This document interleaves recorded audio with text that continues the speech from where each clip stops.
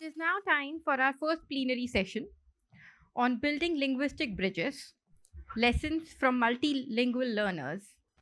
Please welcome Dr. Harry, Associate Professor, University of Birmingham.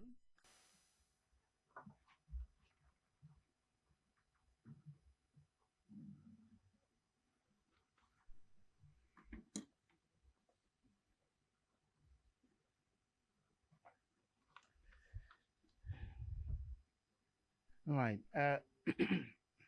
Can I just start by thanking the British Council India for a very kind invitation.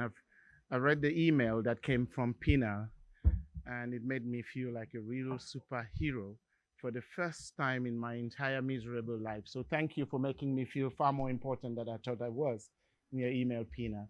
I also want to thank Anu, who was on top of the game in organizing my coming here. There was also Sumit that I must thank, and Priya. It's been very easy for me, unlike my colleagues' experience, Professor Yaku, who had a bit of a stressful time before coming. But I also want to thank him for his positivity. He was, when I met him the first time, it felt like I'd known him for many years, because he just made life easy for me. I was a bit stressed up. What am I going to say in a plenary session in a country where my favorite people come from? My favorite British Council director in the whole wide world is in India. My big sister, my favorite big sister, Rama Matthew, is in India. My favorite big brother, Amol Padward, and my favorite little sister, I would dare to say, Lena, are all here. So I'm at home. I really do feel at home, and everything's been put in place to make me feel at home. I want to, in the next 25 minutes or so, reflect on my journey as a teacher of young learners and a researcher, and the things that I've learned from working with multilingual learners in different contexts in sub-Saharan Africa, particularly starting from my own country, Cameroon. But I thought we should start this with a story by Yiviri Rafisatu, who's going to be my PhD student. Yiviri says, growing up in my native village, Mbiame, which is in the northwest of Cameroon, some of the most traumatic moments were the times I met my teacher outside the classroom. Whether in the market, on the street, or even in our home when they visited my parents. Spotting one of my teachers from afar sent me into full-blown panic. I would flee into the nearest bush as though running from a masquerade. But why would a school child be so terrified of their teacher? Iviri says, the answer to this question lies in an educational system which demanded that I engage with my teachers and peers exclusively in English, a language I never spoke or even had access to outside the classroom. Speaking Lamso, my native language, was strictly forbidden in school. Even when my teachers visited our home, they would prefer to talk to me in English, often as a performance to prove to my parents that I was learning. And because my parents didn't understand a single word in English, hearing me speak the prestigious language would also make them proud, because it symbolized educational progress in their eyes. But for Yiviri, the thought of fumbling through a conversation in English, exposing her lack of knowledge and proficiency in the language, was too humiliating to bear. And she says, I would prefer the bush over the shame. And she continues, the fear of English wasn't limited to these awkward encounters. It haunted me and other children in the classroom too. English was not just a subject, but the sole medium through which all learning had to happen. Lamso, my rich native language, was sidelined and rendered irrelevant in my own education. As a result, we lived through education in a classroom where fear stifled participation and engagement. Pupils, including myself, she says, rarely spoke in class. Our teachers often ended up talking to themselves because the English-only policy silenced us.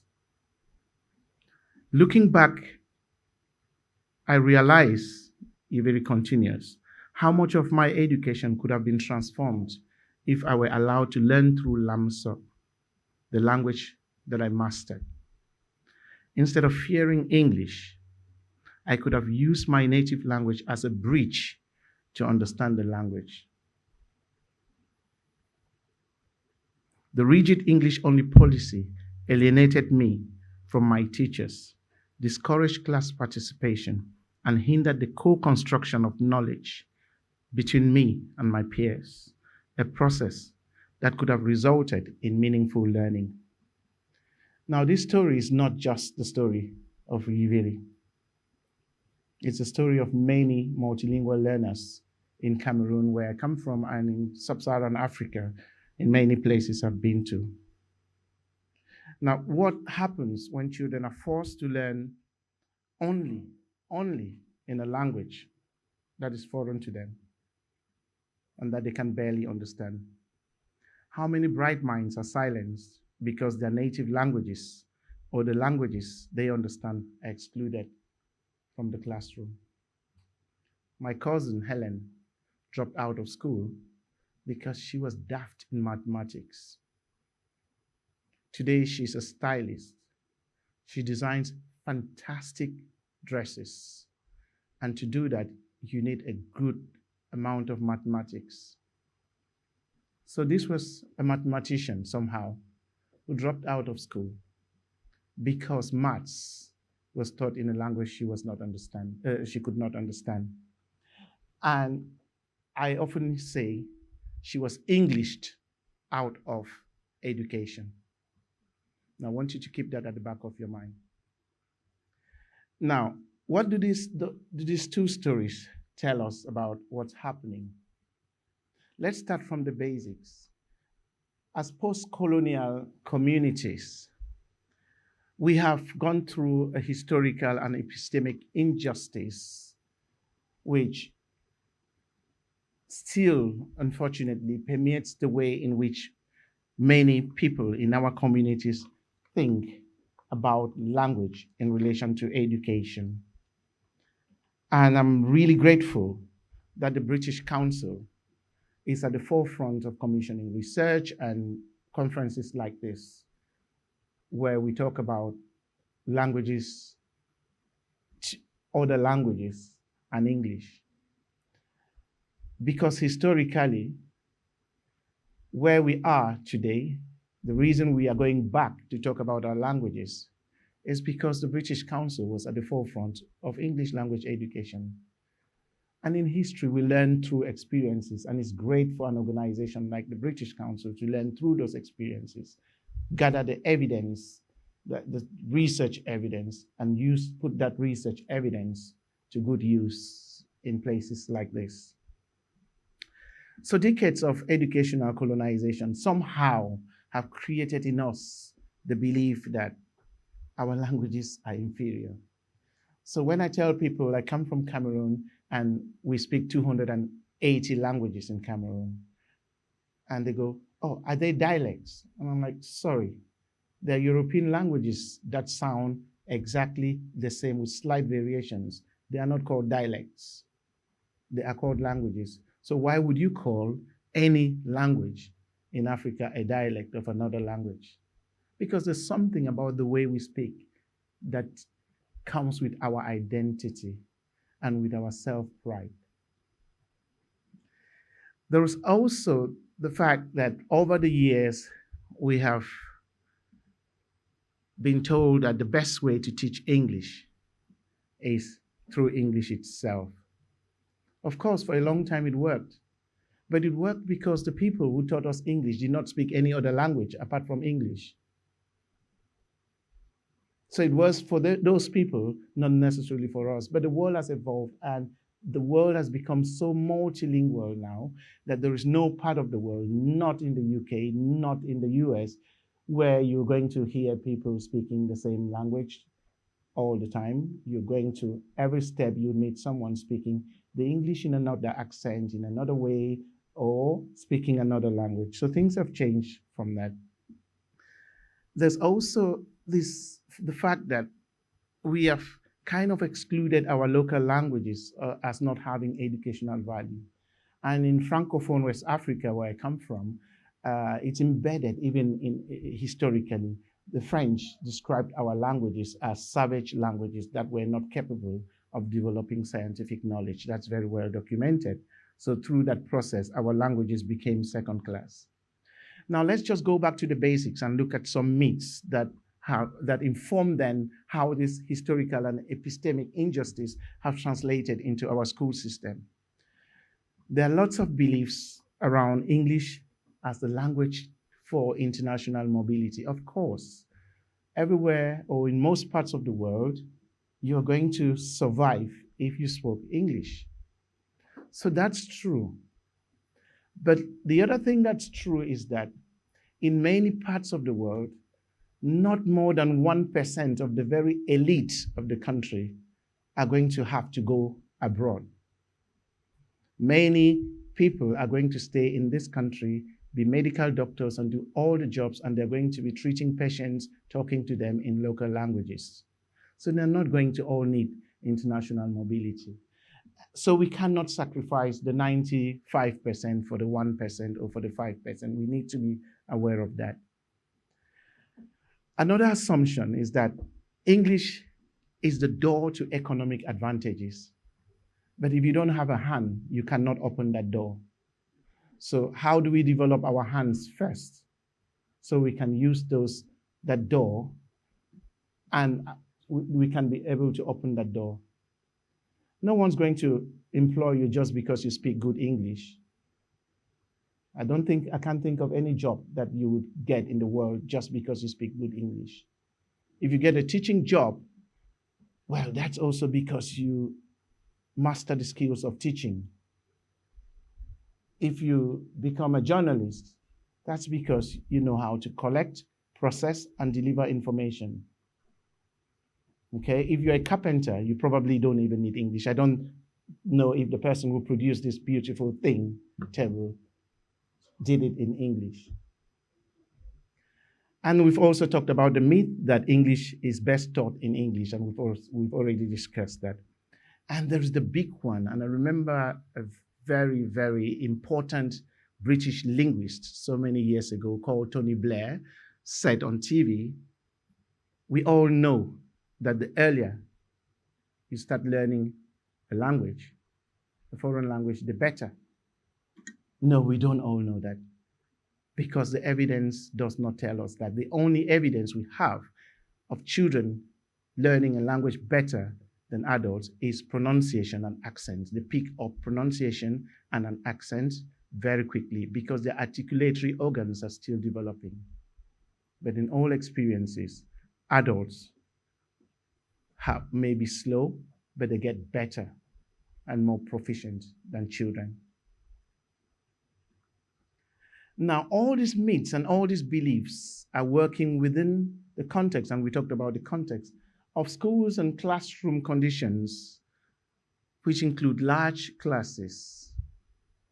My own experience as a secondary school teacher was teaching 232 teenagers in a classroom that was built to take 60 to 80 students in temperatures of 46 degrees in the north of Cameroon, and having to just move out of the classroom and get my students into groups of 10 under trees and engage them in producing and bringing the resources that we needed in the classroom because they didn't even have textbooks. So some of these problems are common to the majority of our school, especially state school context. And so when all these myths get further confounded with the issues that we have in our classrooms. And one of that is also the low proficiency of teachers in the language we expect them to teach. And as research has shown, McCoy's recent work shows that teachers' pedagogy is very much affected by their proficiency. And we're going to see an example. Now, what happens then is that because of the myths that I talked about and the fact that we all believe in the power of English, which of course is true, many parents around the world, especially in post-colonial contexts, want their children to learn English. In Cameroon, for example, English was introduced into French medium schools and French in English medium schools. But what has happened is that the French, the 80% French population is far more interested in their children learning English. And because teachers are not proficient in French schools, parents think the best way, the fastest way for the children to learn the English is just to send them into an English medium school. So we get schools where more than 80% of the children come from homes where French and the other languages are spoken, and English is only spoken in the classroom. And everyone is doing that, but what is the reality? Now, I'll just set a background before you meet these two lovely girls. That was AI generated. They are not their photos. But these two, Nina and Aisha, were part of a research project that I did a few years ago. Now, Cameroon, the World Bank in 2024, when they talk about international poverty line, was drawn at $2.15 per day. Now, the World Bank also stratifies countries when they talk about wealth into quantiles. So the top 20%, the next, and the next.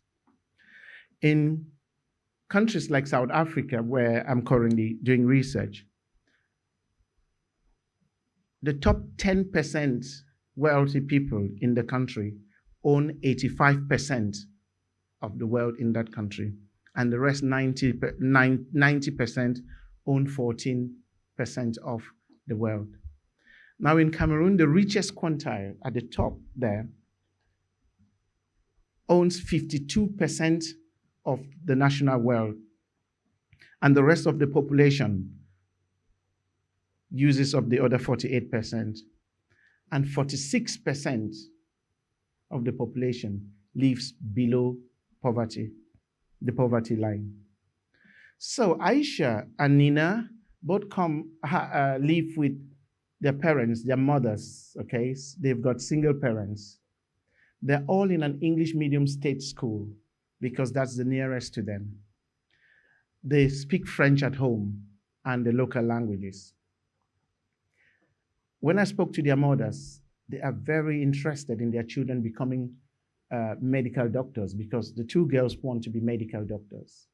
And English language is the language that would help them to become medical doctors and even travel abroad to work abroad. But what is the difference between the two? Nina has no home teacher. Aisha has two home teachers. So after school, there are two teachers who take turns to help her. Aisha has got her own reading room at home. She's got a desktop and an iPad, which she uses to learn at home with lots of language games and maths and stuff like that. She's got supplementary reading materials, language games, crossword puzzles, storybooks. Nina doesn't have them.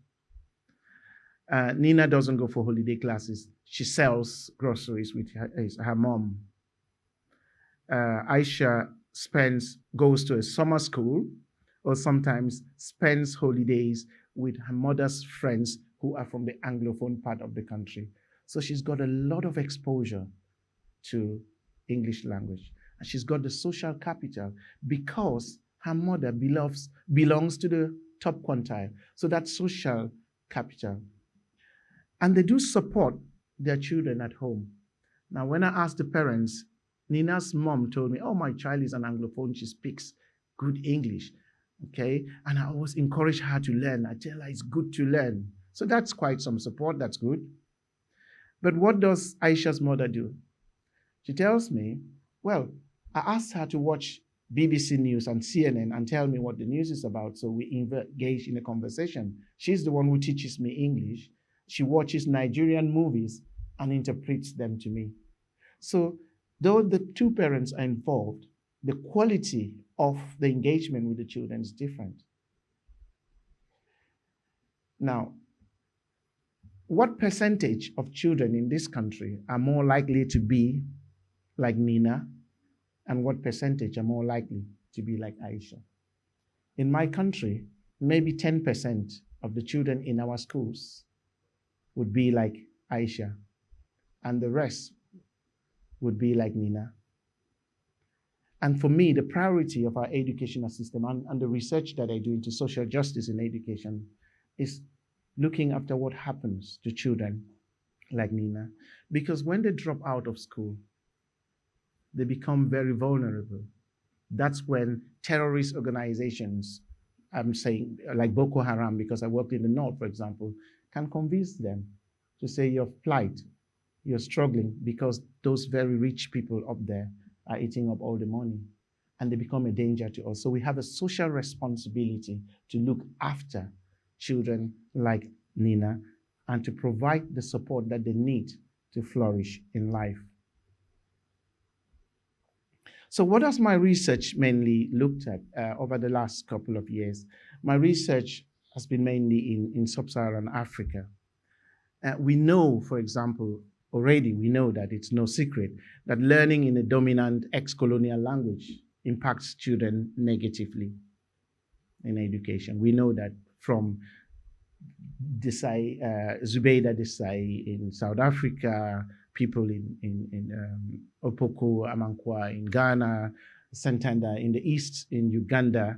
We know that, we have that evidence. We also know from research that there are teachers, even though we have all these monolingual policies, there are teachers who continue in their classroom, use their agency to support children's access to curriculum and meaning making through monolingual practices or multilingual practices or translingual practices. We know that. But my starting point was that we know very little about how multilingual children themselves navigate their learning with or in spite of the teacher. So building around that, my research over the last couple of years has mainly focused on answering two key questions: what's happening in the classroom, in the schools, and in the homes to support multilingual learners to be able to both develop their English language proficiency and access to content across the curriculum in English medium education schools.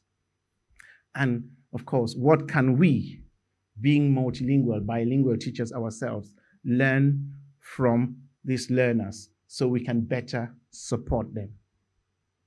I was very lucky to be awarded a British Council ELTRA project in 2017, which focused on Francophone children, because Cameroon is a bilingual country in English and French, not in our 200 plus local languages.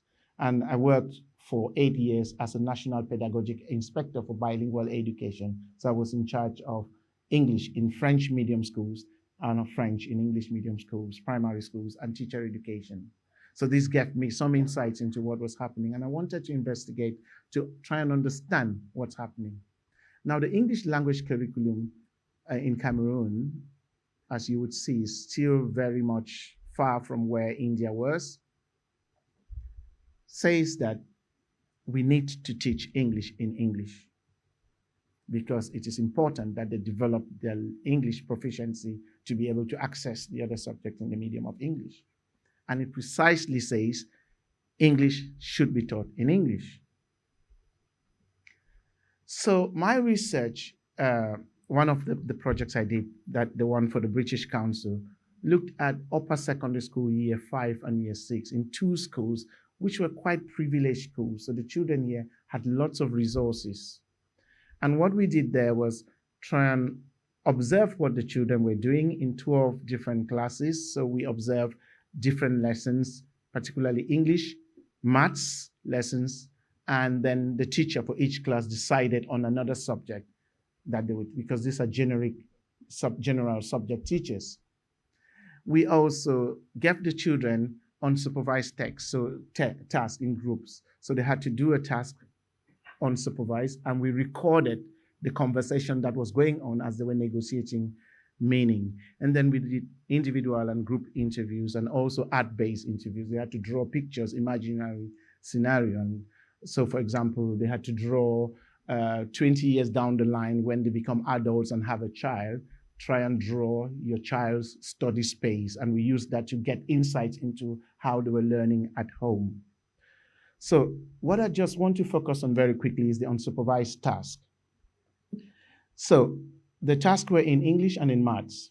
So I'll just use one example. So for this task, I started together with the children, we started a story. Once upon a time, there was an old woman who lived in a forest. And then, so we co-constructed that first sentence, and then we let them continue their story. We left them alone. So we had a recorder under the table. They knew that they were being recorded, just they didn't know where the recorder was until the end. And they were negotiating meaning. As you can see from the text, these are many children speaking at the same time, speaking across each other. So if you look at that text very well, there's very little English in there. A lot of it is French and some local languages. Now the section I've highlighted down in blue, I'll just explain that. So one of the children says, she was living on trees. On trees in the forest, another child says, so completing the utterances. That's English, it works. And then they start shouting at those two. And then another one says, in a hurt. And then the other one says, no, the hut is a hut, not a hurt. And then the other one says, it is H-U-T, living in a hut. So the secretary writes, she was living in a hut, and says that out, in a hut. And then another one says, hot, ooh la la. One day, aha. So wait, atang. One day again, one day encore. And then the one who's writing says, we have not written one day. Have you seen one day anywhere? We have not yet written one day. Where is one day here? So they then agree on going back to one day. A man came with a caterpillar, and then there's general laughter.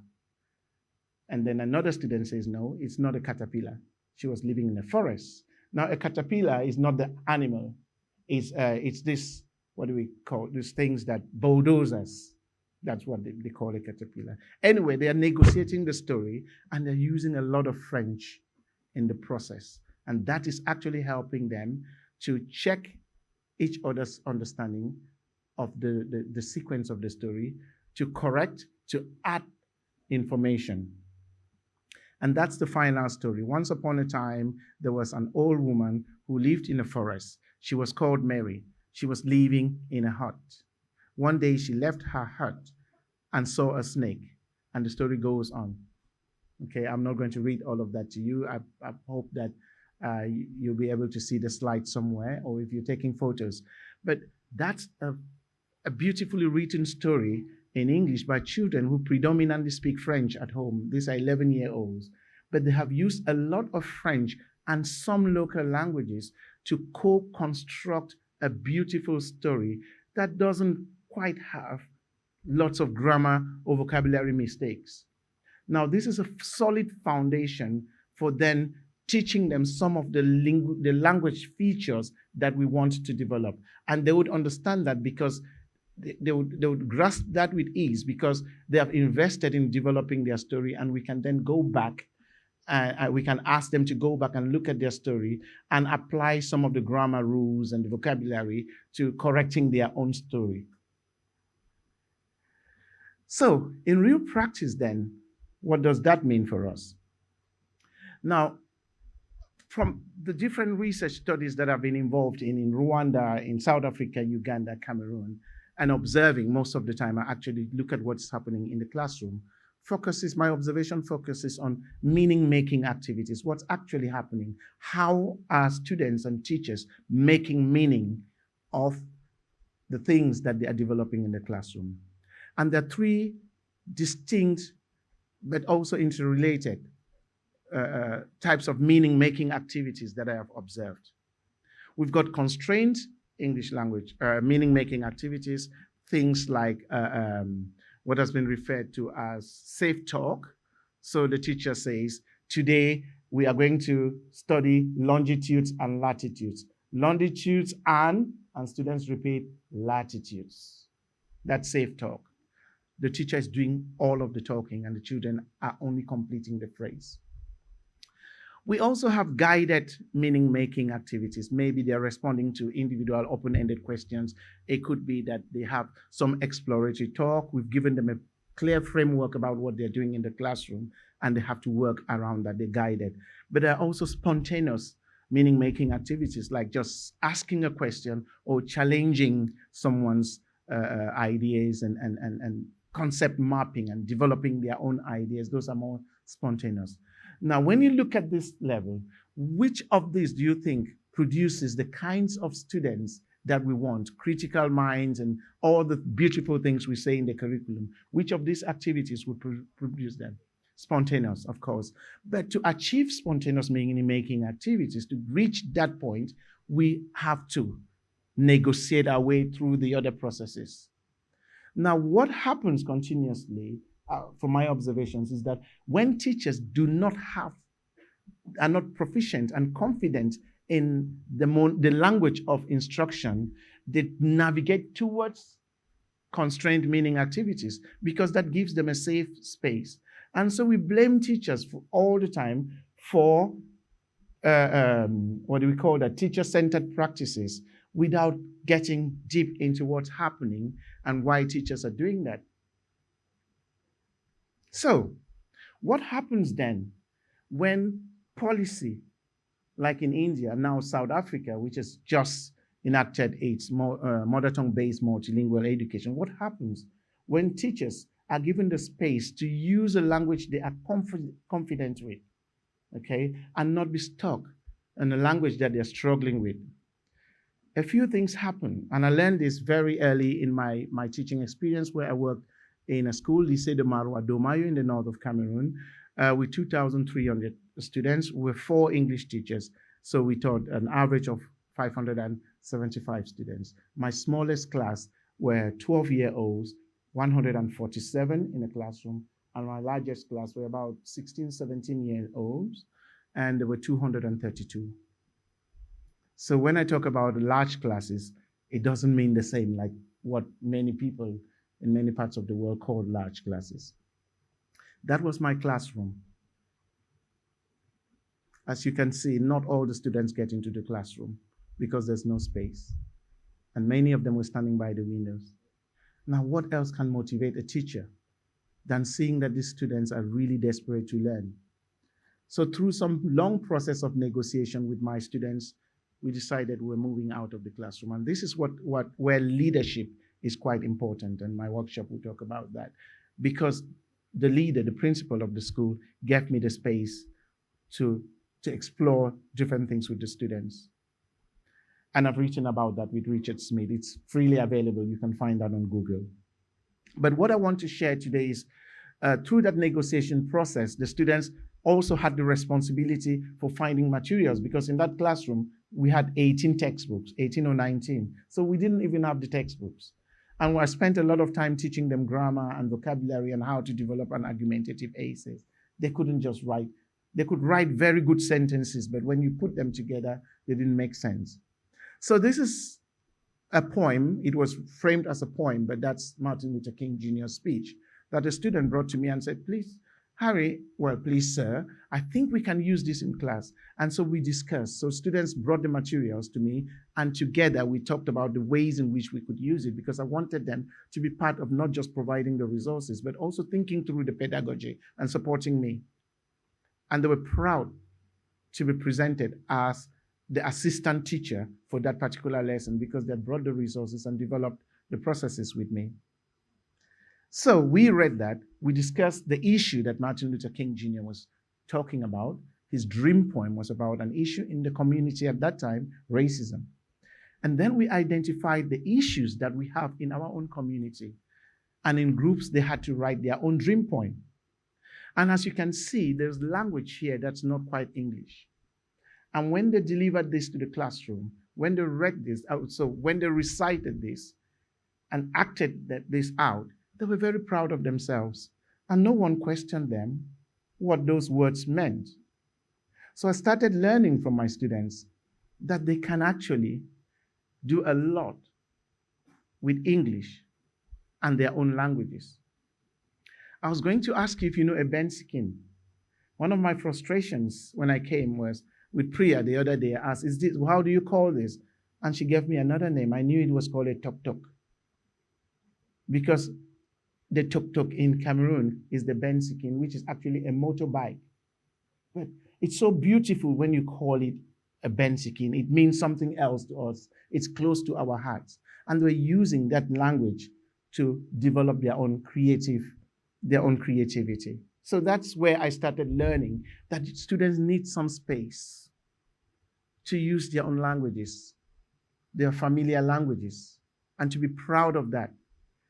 Because as we know, the English language has borrowed enormously from around the world. So we can also borrow our languages into English and borrow from English into our own languages. Yesterday, I gave a list of my favorite English words: shampoo, juggernaut, bungalow, talk, jungle, loot, veranda. Those are all Indian words in the English language. So we can also, and the whole thing of a native versus non-native speaker, I've always asked, how can you be a native speaker of English? And I am not when I hear my native language in your language. So we can create that space where our children, our students, especially a country like India that has contributed enormously to the English language, we can create that space where our children actually feel that that English language is not such a foreign language to them. It's part of our local languages because we are also stakeholders. We can draw on it and draw on our other languages as well. So the second example, 2 teachers I observed teaching the same lesson to year 3 would be 6, 7, 8-year-olds. And it was mathematics. And it was 3 divided by 6. So this teacher is in a school where she must teach in English. And so she goes, now let us divide 3 by 6. Division. 3 divided by, and the children say, 6, madam. Good. Now, what is the process? Everyone is silent. And after a lot of talking by the teacher, she goes, now we put 3 over 6. Okay? And the children say, 6, madam. How many 3s go into 3? And the children are able to answer 1, madam. How many 3 go into 6? They're all silent. Okay? And then after a long process, the teacher's all talking alone. She goes, 1, 2, 3. 1, 2, 3.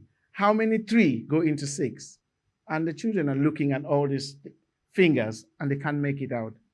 Anyway, somehow they go down to 2 3s and the answer, so she has 1 over 2 and they end with half, madam. So yeah, fairly successful lesson because they arrived. Whether the students understood that or not is another thing. Whether they are able to go ahead and continue to do that kind of division, it's another thing. Now, this is a classroom where Madame has the opportunity to use any of the languages that are familiar. So she's not constrained to just following the English language and her limited vocabulary range, and so sticking to the formula. So here she has space.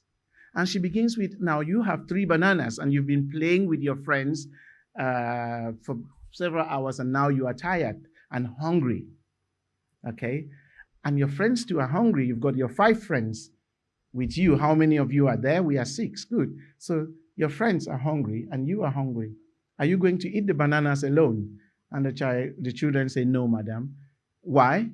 And then they start explaining why. It is not fair if my friends are. So values of social justice, of equity, of love and friendship and empathy, and all those values are coming into the mathematics classroom, and they're developing their ideas. Okay? So they work through that. So the teacher goes on, well, I'll share with my friends. Good. Why would you share with your friends? They explain all of that. How are you going to share that? Are you going to eat 2 bananas and give your 5 friends 1? Okay? So they work through that dialogic process to arrive at the answer. I'm going to cut the bananas into equal parts and give 1 part to all my friends. So by the time the teacher goes to 3 divided by 6, the children already know that the answer is half a banana. So they're linking mathematics to real life because the teacher can navigate the languages that the children understand, and they feel more confident. Their pedagogy changes. The third example is more recent. I've been mentoring teachers in different parts of Africa, Cameroon, and my Nigeria. And my last mentee was a literature teacher in Kenya who looked at how children were developing characterization in literature and how they were drawing from their mother tongue. It was easier for them to develop adjectives in their mother tongue, but when they translated that into English, when they used English, they were using nouns, okay, like honesty, rather than, well, I can't remember exactly. So how asking them to move from Swahili to their other languages and to English was helpful to the students. But this example in Cameroon is engaging students in deciding on some of the themes that they want to discuss in the English language classroom, and the teacher using those themes, embedding what the curriculum is asking them to do into those thematic areas. And one of the teachers worked around culture. Okay, so children had to do something about culture, interview parents about particular aspects of their culture, and then come to school and do a kind of a demonstration. Now, this is an example of a dance display. It's very noisy because it's very noisy, so please just bear with me. I hope that you'll be able to get what the students are saying here.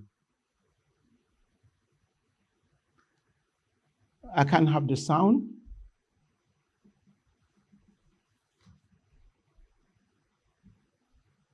How do I get the sound, please?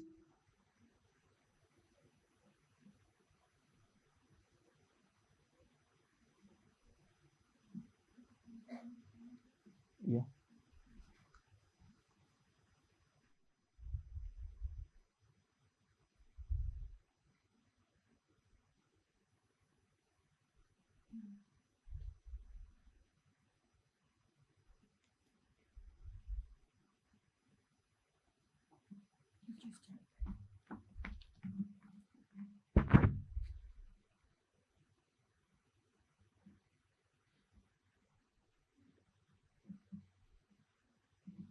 You're my witnesses. I was asked to do 30 minutes.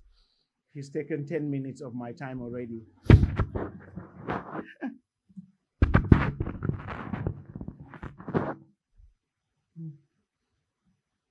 Don't worry if we can't do that. I'll describe it. Don't worry. Uh-huh.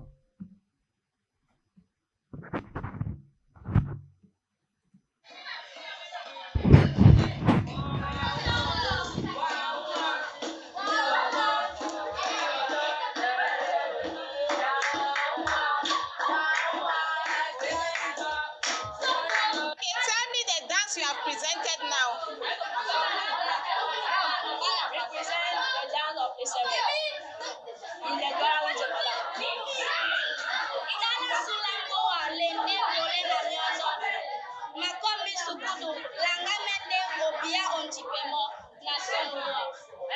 She said that our traditional music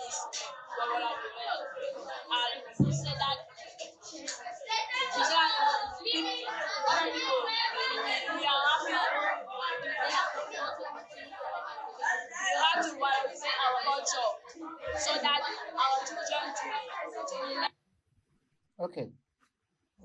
So what's happening here? I'll just give you the background. What's happening is that these children, in their groups, they come from different tribes and different cultures. They've gone out there and asked about different aspects of their culture. They've come together, they've had a conversation in their groups, and as a group, they have decided that they're going to pick one aspect of the culture from one of the different aspects of the cultures that they come, their tribes, and perform that. And they've agreed that they're going to perform this traditional dance. And this traditional dance from the littoral region of Cameroon comes with, it's a dance of queens. And that's why they've got a queen who's going to explain when they perform that. The queen has to explain what that's about and why it's important to value their cultures. And she decides that she's going to read a speech in her mother tongue. So she's speaking Bassa, and she has a servant, the boy, who's translating. And there are other members of the group helping the translator. That's why you could hear him say, and she said that we have to. And then someone whispered, valorize, and he goes, valorize, that's valoriser in French. So those languages are influencing them. But what are they doing? They're engaged in spontaneous meaning making. They're thinking, they're finding out, they're investigating, they are making decisions, refining the ideas, agreeing, and then demonstrating and sharing with the rest of the classroom. So what have I learned from these experiences with learners? You might be happy to know that that's my last slide. That languages, whether it's the English language or other languages, are tools. They are not the outcome. They only help us to achieve our outcomes. And it is important that we set our objectives around the outcomes and then build the process. The former South African Minister of Education, who is now the Minister of Defense, said to teachers at an event I attended, you, these young women, do not go marrying, don't refuse to marry a very important future minister or future scientist just because they speak bad English. And she said her husband was one of the finest judges in South Africa, but his English was awful. And she was an English teacher, and her daughters always used to come into the room and say, Mommy, did Dad really go to school? Good English does not define you. And let's not make our children to be defined by good English. Okay, let us use English as a tool that helps them alongside their other languages to develop competencies that they would use to survive in the world. And in doing that, we need to value the learner's linguistic and cultural resourcefulness. They come with rich linguistic background to the classroom. Okay, people ask me, how many languages do you speak? Sometimes my answer is, it depends.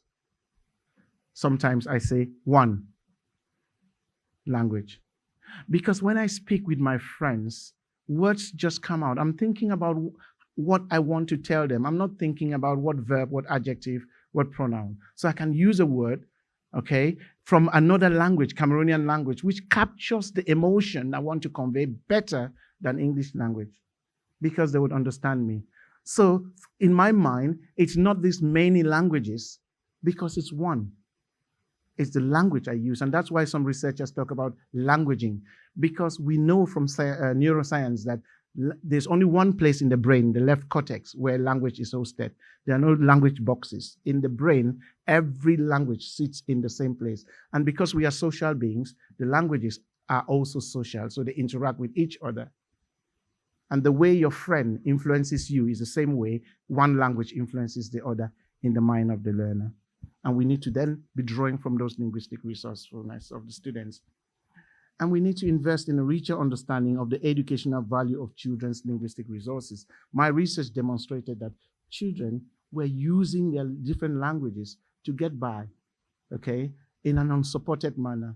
And my proposal was, let's learn from that and start finding ways in which we can structure that so we are explicitly supporting students to achieve their full potential through drawing from their multilingual resources in a context where English-only policy permeates the classroom practice. And I saw in classes when teachers were teaching in mathematics, children were actually asking each other questions in another language. Of course, we need a kind of a sustained teacher-learner partnerships. Giving teachers the space to negotiate what happens in the classroom with their learners. And of course, we need to enhance school-home partnerships. And what better way can we make parents an important part of children's learning than to help parents understand or use the language that children speak at home, so that parents can also understand what children are learning and use their wisdom as elderly people to support them with challenging questions that help children at home. Thank you.